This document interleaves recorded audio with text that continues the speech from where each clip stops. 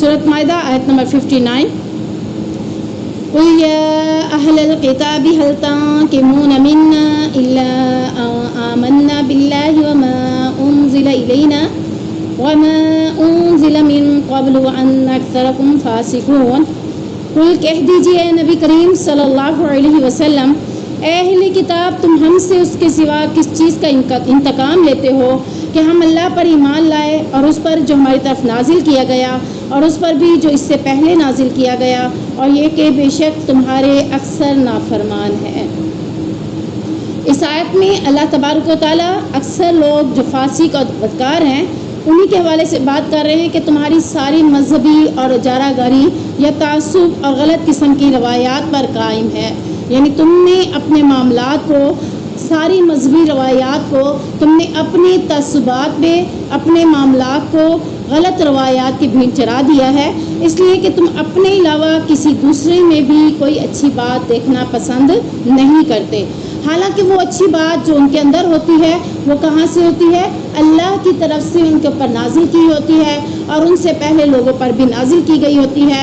यानी ये सारी बातें जो उनमें अच्छाइयाँ होती हैं वो अल्लाह की तरफ से किताबों में नाजिल की गई होती हैं।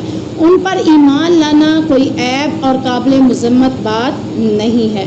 यानी अहले किताब को अल्लाह ताला कह रहा है, तुम हमसे इसके सिवा किस चीज़ का इंतकाम ले रहे हो कि हम तो अल्लाह की किताब पर ईमान लाए हैं, अल्लाह ने जो उससे पहले नाजिल किया उस पर ईमान ले आए हैं, तो तुम्हारा इंतकाम हमारे से किस बात पर है? तो यहाँ से पता चलता है असल उनको क्या था, किस चीज़ का था।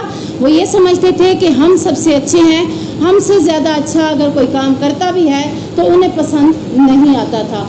हालांकि वो काम अल्लाह और उसके रसूल की मंशा के मुताबिक होता था या अल्लाह और उसकी किताबों के मुताबिक होता था, लेकिन वो उसको काबिल मज़म्मत करार देते थे, उस पर ना खुद ईमान ले आते थे, ना उनको लाने के लिए ईमान की तरफ राग़िब होने देते थे। तो इस आयत में उनका इस बात का रद्द किया जा रहा है, उनको कहा जा रहा है कि तुम किस चीज़ का इंतकाम लेना चाहते हो? हालांकि हम तो अल्लाह के बंदे बनना चाहते हैं, तो तुम कौन हो? फासिक हो, गुनाहगार हो, बदकार हो, जो हमें नेकियों की तरफ आने ही नहीं देते। कुल हल उनब्बिउकुम बिशर्रिम मिन ज़ालिका मसूबतन इंदल्लाह, कह दीजिए क्या मैं तुम्हें अल्लाह के नज़दीक जज़ा के एतबार से उससे ज़्यादा बुरे लोग बताऊं? मन लानहुल्लाह, जिस पर अल्लाह ने लानत की है, व ग़ज़िब अलैहि, और जिन पर अल्लाह ताला गुस्सा हुआ है, व जअल मिनहुमुल क़िरदत वल ख़नाज़ीर, और जिनमें से अल्लाह ने उन्हें बंदर और खंजीर बना दिया, व अबदत तागूत, और जिन्होंने तागूत की इबादत की, उलाइका शर्रुम मकाना, ये बुरा है दर्जात में, व अज़ल्लु अन सवाइस सबील, और सीधे रास्ते से भी भटके हुए हैं, यानी गुमराही का रास्ता इन्होंने इख्तियार किया हुआ है। यानी नबी को अब हुक्म दिया जा रहा है कि ए नबी आप इनसे कह दीजिए, ए यहूदियों, क्या मैं तुम्हें बताऊं क़यामत के दिन अल्लाह के नज़दीक बदतरीन बदला किससे मिलेगा? तुम जो कह रहे हो कि तुम बुरे हो, हालांकि हम किताबों पे अमल करने वाले हैं, तो तुम्हें ये बता दिया जाए कि अल्लाह के नज़दीक क़यामत के दिन सबसे बुरा बदला किसे मिलेगा? वो तुम ही लोग हो। यानी सबसे पहले बात क्या की जा रही है? वो तुम ही लोग हो जो तुम अपने आप को अच्छा समझते हो। अहले किताब क्या कहते थे कि हम अल्लाह के चहीते हैं, हम अल्लाह के प्यारे हैं, हमें आग नहीं छुएगी सिवाय चंद दिन के जो हमने बिछड़े की पूजा की थी, बस इसके अलावा हम अल्लाह के जन्नतों में दाखिल होंगे। तो अल्लाह ताला यहाँ पे कह रहे हैं कि जिन्हें तुम बुरा कह रहे हो, जिन्हें तुम इंतकाम लेना चाह रहे हो, जिनसे तुम बदला लेना चाह रहे हो, हालांकि बदला लेने वालों से अल्लाह कह रहा है कि बदला क़यामत के दिन अल्लाह ताला लेगा और बहुत ही बुरा बदला लेगा। कौन लोग होंगे? सबसे पहले अल्लाह ने मुखातिब यहूदियों से कहा कि तुम ही वो लोग हो। यहाँ से उनकी खुशफहमी ख़त्म हो जानी चाहिए थी, लेकिन फिर भी वो अपनी खुशफहमी के ऊपर मुब्तला हैं। तो सबसे बदतरीन बदला यहूदियों को मिलेगा, जिनकी सिफात क्या है? नंबर 1, इन पर अल्लाह ने लानत की है, लानहुल्लाह, जिन पर अल्लाह लानत कर दे, अल्लाह उनको क़यामत के दिन बुरा बदला देगा। आप देख लें अहदीस के अंदर बहुत से ऐसे लोग मिलते हैं जिनको अल्लाह ताला यहूदियों के अलावा भी लानत कर रहा है। मिसाल के तौर पर अल्लाह रब्बुल इज़्ज़त ने हमें बनाने वालों को और उखेरने वालों के ऊपर भी लानत की है ना। आईब्रो जो बनाते हैं उनके ऊपर लानत है।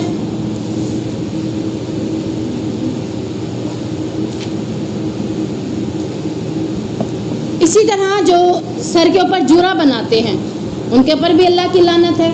تو جن پر اللہ کی لعنت ہوتی ہے قیامت کے دن سب سے برا بدلہ بھی انہیں ہی ملے گا. تو یہاں پر دو کی میں نے اگزامپل دی ہے. اگر آپ احادیث کو دیکھیں یا پھر یہ ٹاپک سرچ کریں کہ کون سے ایسے لوگ ہیں جن پر اللہ لعنت کرتا ہے, تو قرآن میں بھی کئی ایسے لوگوں کے اوپر ذکر ہوا ہے جن پر اللہ تعالیٰ کہتا ہے میری لعنت ہے. تو اگر آپ اس کو سرچ کریں گے تو آپ کو پورا ٹاپک مل جائے گا کہ کیسے کیسی صفات کے لوگوں پر اللہ نے لعنت کی ہے. اس کے علاوہ اللہ تعالیٰ کیا کہہ رہے ہیں, اللہ کا ان پر غضب نازل ہوا اور پھر اللہ ان سے کبھی بھی راضی نہیں ہوا.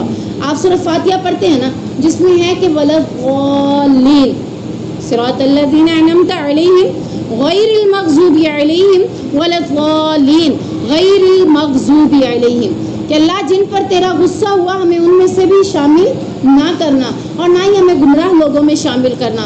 ہم اللہ سے دعا کر رہے ہیں. تو یہاں اللہ تعالیٰ کہتا ہے جس پر میرا غصہ نازل ہو جائے اس کے اوپر میں راضی نہیں ہوتا, اور پھر ان کو کیا کرتا ہوں, ان میں سے بہت سے لوگوں کو سور بنا دیتا ہوں, بندر بنا دیتا ہوں. بالآخر نوبت یہاں تک پہنچتی ہے کہ انہوں نے اللہ کی بندگی کو چھوڑ کر, اللہ کی عبادت کو چھوڑ کر شیطان کی, طاغوت کی, بتوں کی پرستی شروع کر دی.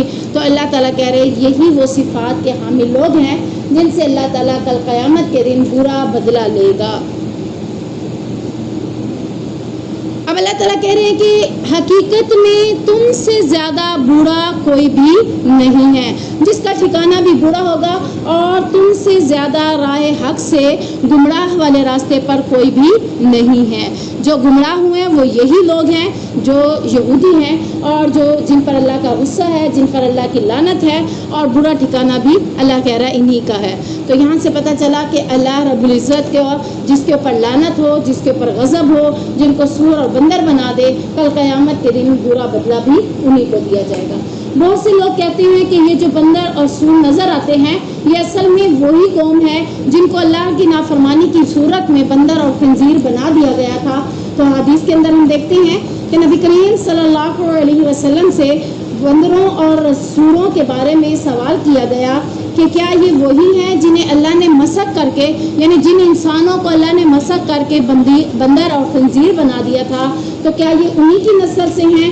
آپ صلی اللہ علیہ وسلم نے فرمایا اللہ تعالیٰ نے جس قوم کو بھی ہلاک کیا یا مسخ کیا, نہ تو ان کی نسل پھیلی نہ ہی ان کا کوئی جانشین بنا, یعنی وہ ختم کر دیے گئے, ہلاک کر دیے. ہم نے دیکھا ہے نا کہ اللہ تعالیٰ کہتا ہے میں نے کتنی ہی قومیں ہیں جن کو ہلاک کر دیا. تو اللہ جن کو ہلاک کر دے یا جن کو مسخ کر دے, بعد میں ان کی نسل نہیں چلتی, یعنی جب وہ زندہ ہی نہیں رہے تو آگے ان کی نسل کیسے چلے گی.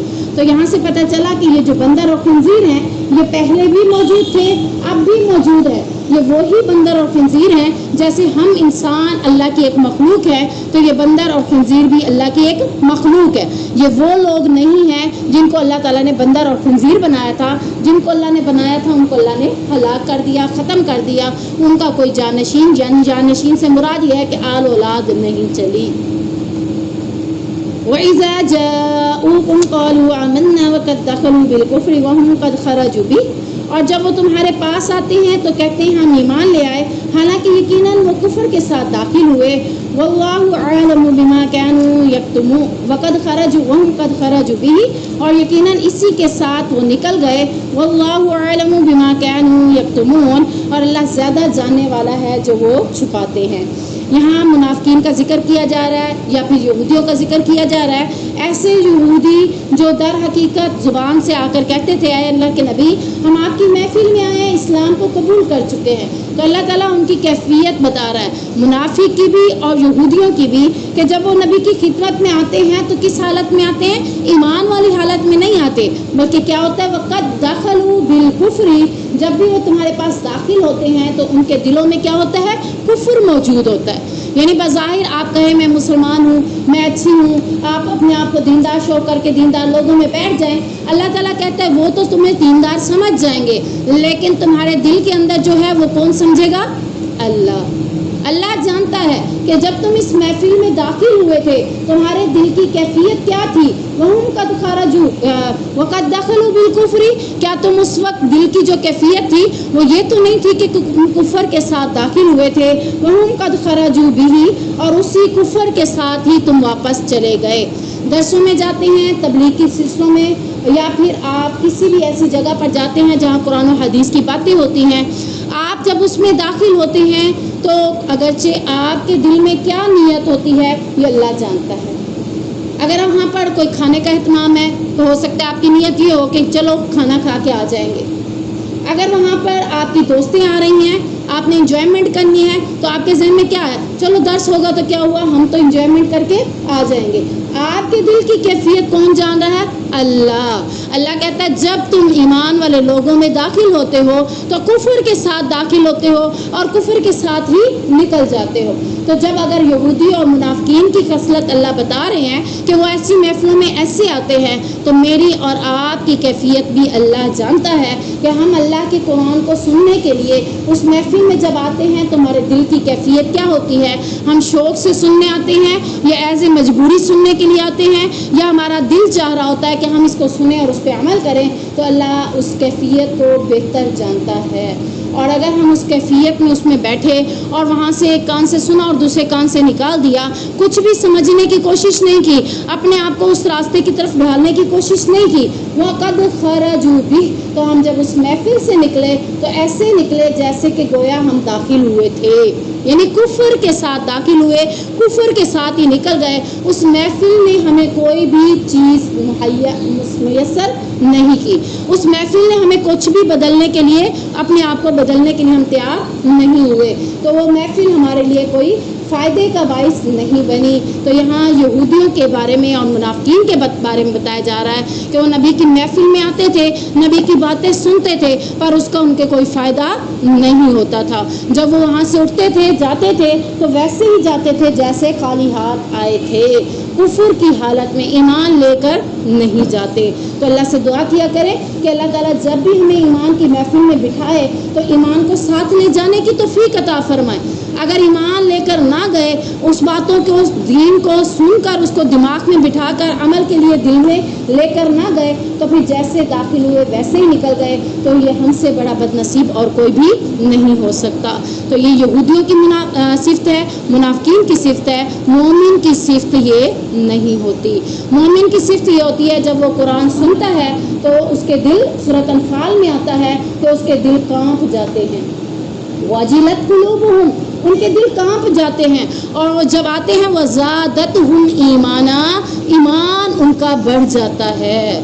تو اگر آپ کی کیفیت بھی ایسی ہوتی ہے تو شکر پڑھیں, اگر نہیں ہوتی تو فکر کریں کہ ہمیں اللہ یہ شکر, یہ ذکر, یہ فکر عطا فرما دے تاکہ ہم بھی وَزَادَتْهُمْ ایمانا میں داخل ہو جائیں.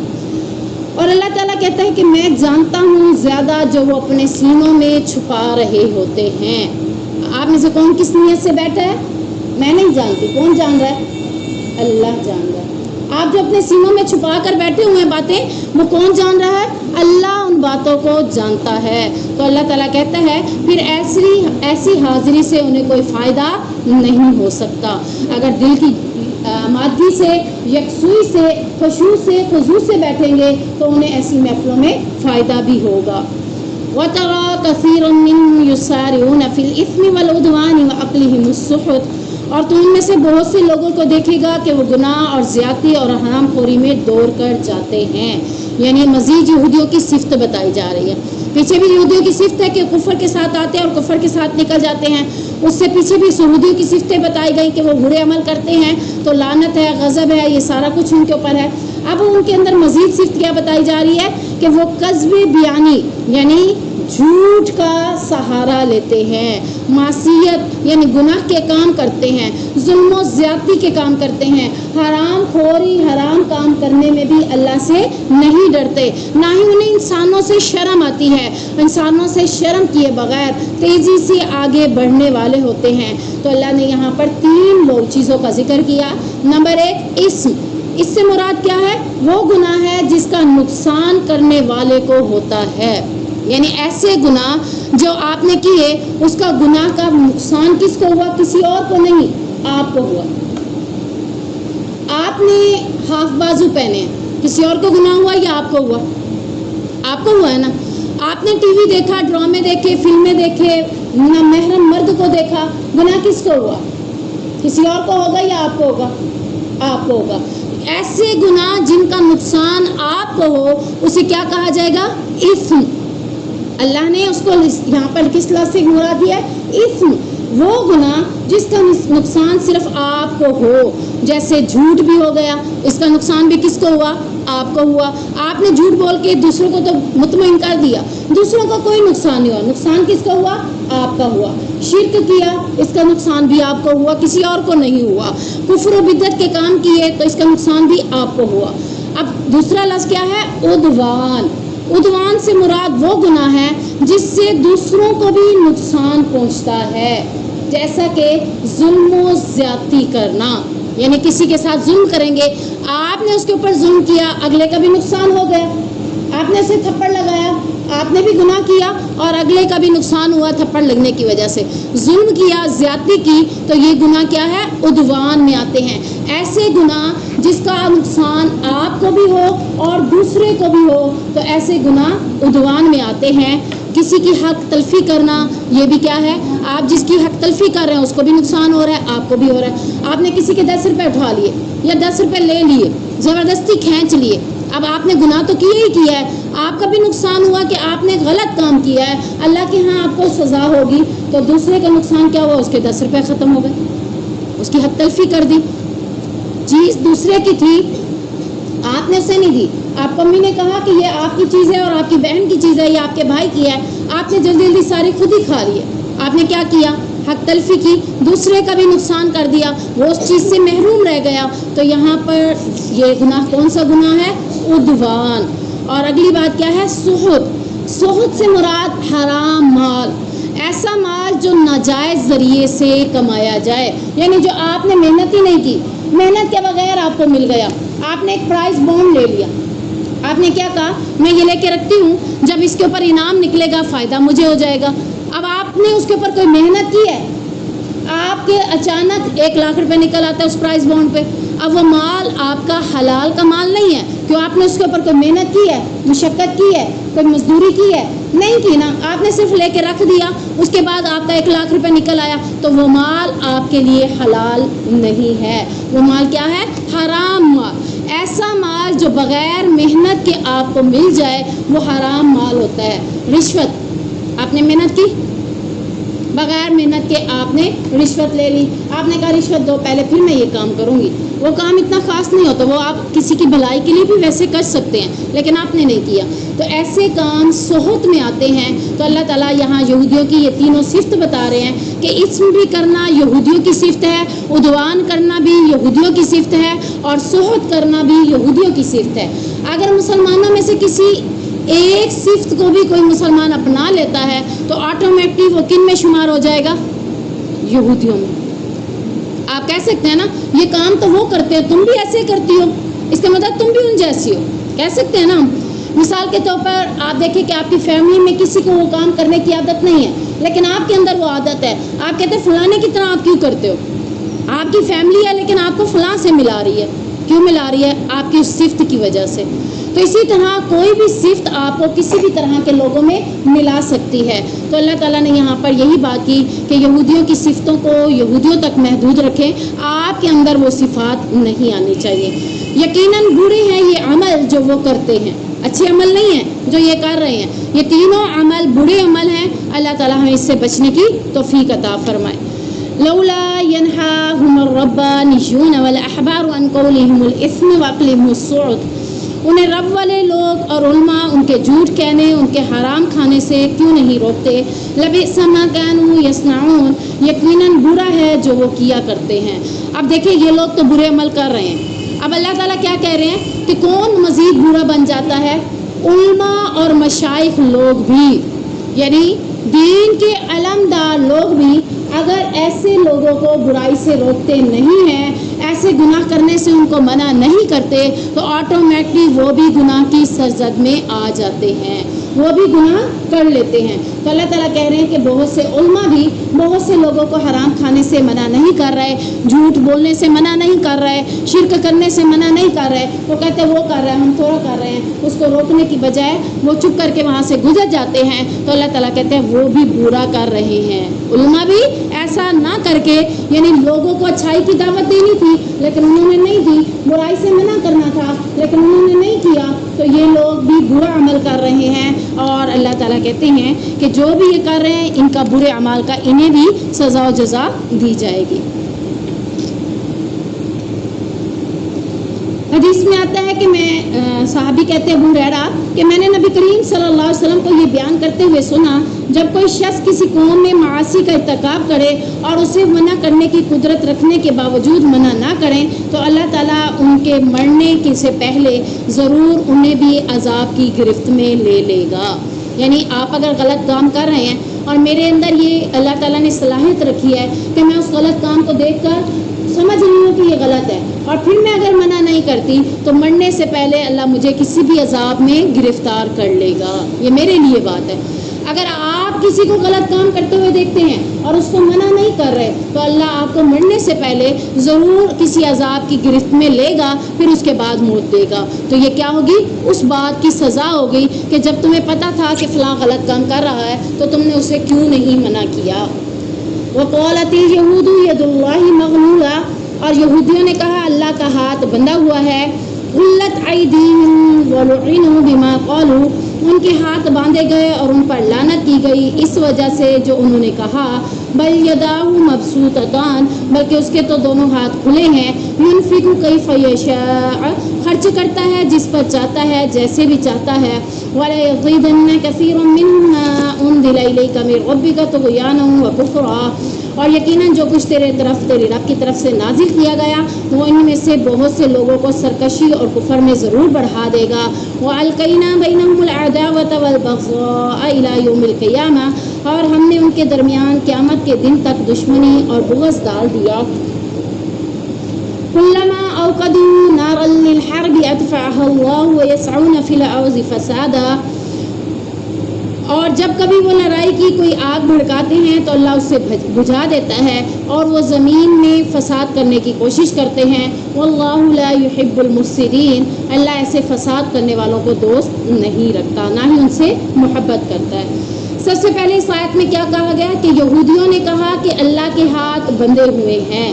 یہ کس موقع پر بات کی انہوں نے؟ جب اللہ تبارک و تعالیٰ نے مسلمانوں کو اپنے راستے میں خرچ کرنے کا حکم دیا. کون سی آیت نازل کی؟ من ذا الذی یقرض اللہ قرضا حسنا, کہ کون ہے جو اللہ کو رزق حسنا دیتا ہے, قرض حسنا دیتا ہے. تو یہودیوں نے جب یہ بات سنی تو انہوں نے سمجھا, کیا کہا کہ اللہ کے ہاتھ بندھے ہوئے ہیں, یعنی اللہ کے پاس مال نہیں ہے. بندھے ہوئے سے مراد کیا ہے؟ کہ اللہ کے ہاتھوں میں مال نہیں ہے جو اللہ ہم سے مانگ رہا ہے. اللہ نے ہمیں کہا کہ اللہ کو کون قرض حسنا دیتا ہے. جیسے مثال کے طور پر میں کہتی ہوں مجھے قرض دو, تو آپ کیا سمجھیں گے؟ میری کیفیت کیا ہے؟ آپ یہی سمجھیں گے نا کہ اس کے حالات صحیح نہیں ہیں, اس کے پاس پیسہ نہیں ہے, تو آپ مجھے قرض دیں گے. تو جب اللہ نے قرض حسنا کی بات کی تو اس کس بیس پر کی تھی؟ اللہ نے تو اس بیس پر کی تھی کہ آج تم دو تو میں اس کو دگنا کر کے تمہیں عطا کر دوں گا. اللہ ہمیں دگنا دینا چاہتا تھا, اس لیے اللہ نے کہا تھا.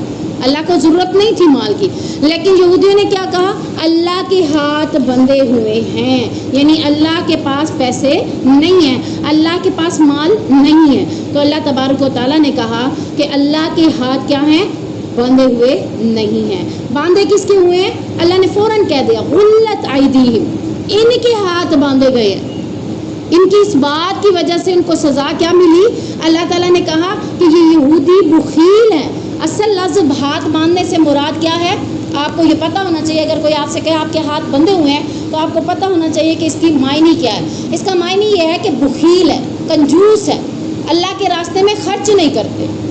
تو اللہ تعالیٰ نے یہاں یہ بات انہی کی طرف لوٹاتے ہوئے کہا کہ یہ بدترین صفت کے مالک اب ہمیشہ یہی لوگ رہیں گے کہ یہ ایسے بخیل کنجوس ہوں گے, مال ہوتے ہوئے بھی یہ اللہ کے راستے میں خرچ نہیں کریں گے. دیکھیں آپ کے پاس مال ہے اور آپ کہہ رہے ہیں میں رکھوں, میں اپنے پاس رکھوں, اللہ کے راستے میں خرچ نہیں کرتی, تو یہ کیا ہے؟ بخیل ہونے کی نشانی ہے. تو یہ لعنت یہ صرف اللہ نے کن میں ڈال دی؟ یہودیوں کے اندر ڈال دی. کس بیس پر ڈالی؟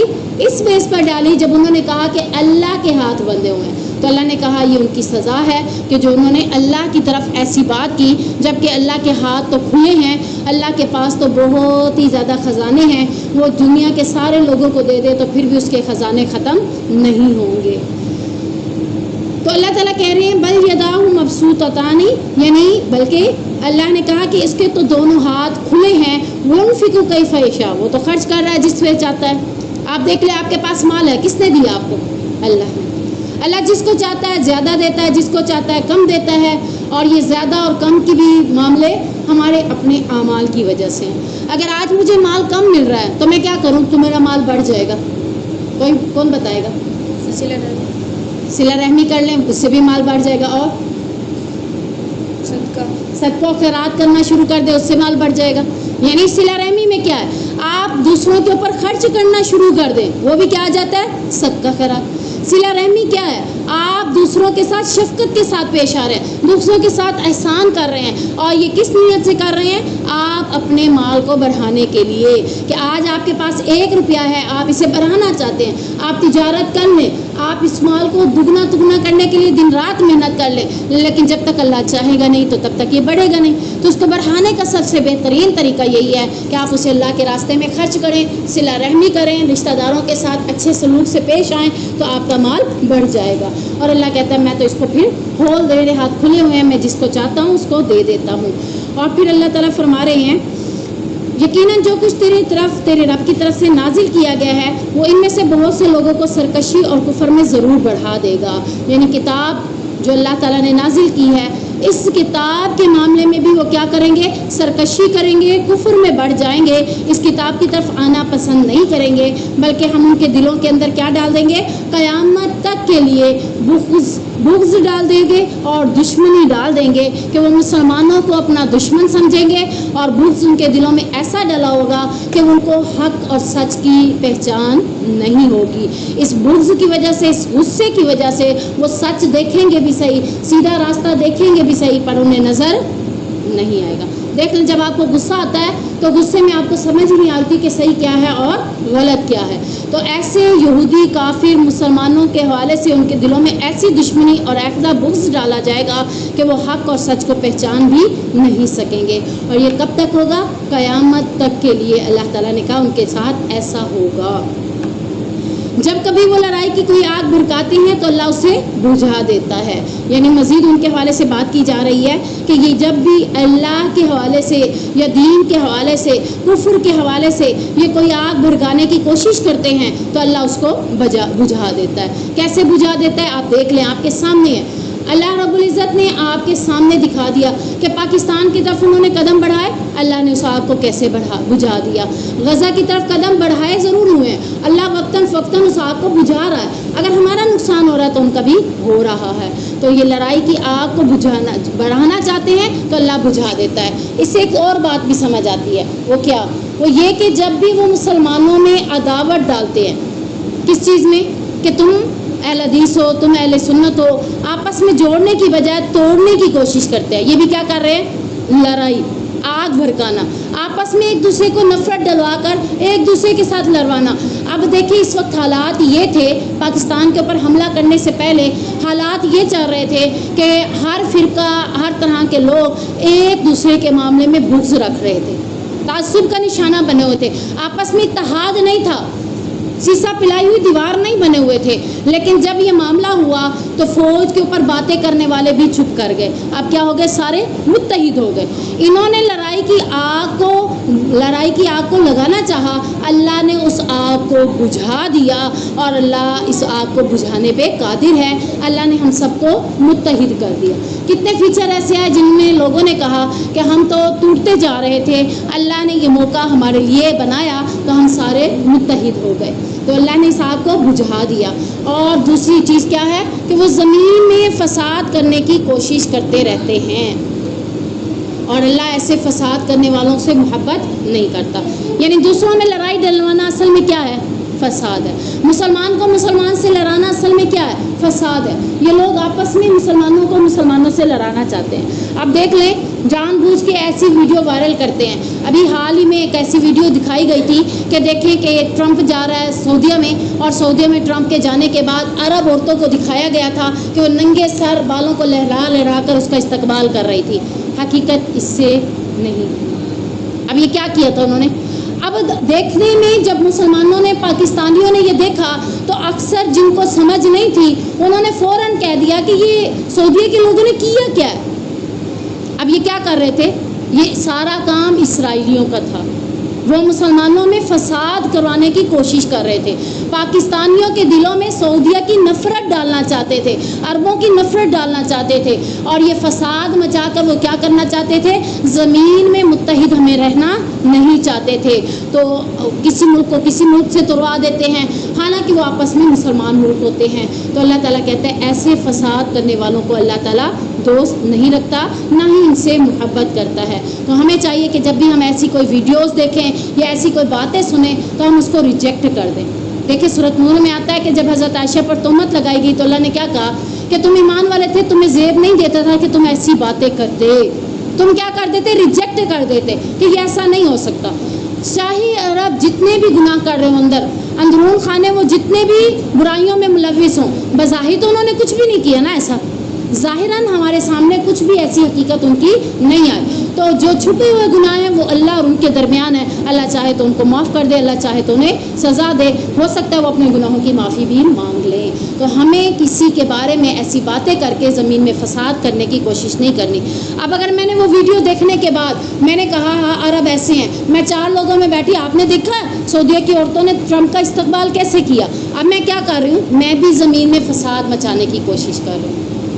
جب مجھے کوئی ایسا کچھ کہہ دے کہ ایسا کسی نے کیا ہے اور آپ کو ان کے بارے میں تھوڑا بہت یقین ہو کہ وہ ایسا نہیں کر سکتے تو آپ کو فوراً ریجیکٹ کر دینا چاہیے کہ نہیں، میں نہیں مانتی کہ وہ ایسا کر سکتے ہیں. اسی طرح کسی عام عورتوں کے حوالے سے بھی کسی کے حوالے سے کوئی بات آ جائے، آپ کو کوئی کہے کہ فلاں نے ایسا کیا ہے، آپ کہیں اگرچہ اس نے کیا بھی ہے لیکن آپ کہیں کہ میں ایسا نہیں سمجھتی کیونکہ میں نے زمین پہ فساد نہیں مچانا. وہ تو فساد مچانے کی کوشش کر رہے ہیں، وہ تو لڑائی ڈلوانے کی کوشش کر رہے ہیں، تو ہم نے اس میں اپنا کردار ادا نہیں کرنا. وَلَوْ أَنَّ أَهْلَ الْكِتَابِ آمَنُوا وَاتَّقَوْا لَكَفَّرْنَا عَنْهُمْ سَيِّئَاتِهِمْ وَلَأَدْخَلْنَاهُمْ جَنَّاتِ النَّعِيمِ. اور اگر واقعی اہل کتاب ایمان لے آتے، یعنی یہود و نصارہ ایمان لے آتے اور اللہ سے ڈرتے تو ہم ضرور ان سے ان کے گناہوں کو دور کر دیتے. اب آپ دیکھ لیں کہ ایمان لانا اور اللہ سے ڈر پیدا کرنا انسان کے سارے گناہوں کو معاف کر دیتا ہے. تو آج ہم سے بھی اگرچہ یہ غلطیاں ہوئی ہیں، یہ گناہ ہوئے ہیں، تو ہم کیا کریں؟ سچے دل سے توبہ کریں، ایمان لانے کے بعد اللہ کا ڈر پیدا کر دیں. اللہ کا ڈر جیسے ہی ہمارے دل میں آئے گا تو ہماری ساری برائیاں ہم سے دور ہو جائیں گی. اور پھر اللہ تعالیٰ کیا کہتا ہے؟ اور میں ان کو جنت نعیم، نعمتوں والی جنت میں داخل کر دوں گا.